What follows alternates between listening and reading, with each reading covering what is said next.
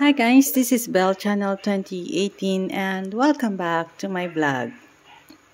Idinitalye ng kolumnistang si Christopher Min ang dahilan ng umano'y hiwalayan ni Mavi Legaspi at Kylene Alcantara. Sa episode ng SNN, ipinalabas ng Lunes ng December 4 na ikwento ni Christy ang inilahad sa kanya ng kanyang source ukol sa relasyon ng dalawa.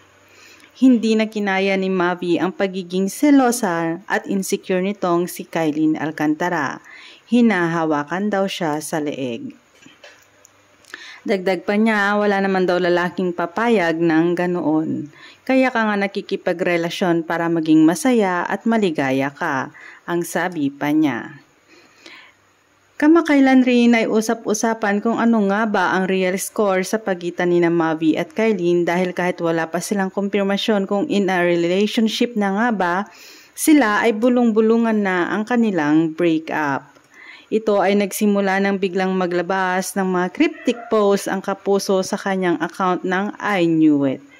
Mas naging maugong pa ang chikang wala na ang dalawa nang maglabas ng mensahe ang ina ni Mavi na si Carmina para sa kanyang kalmbal. Chika ng mga netizens, mukhang may kinalaman ito sa chikang hiwalayan daw ng dalawa. Dear Mavi and Casey, people can destroy your image, damage your personality, create rumors about you, but they can never take away your good deeds.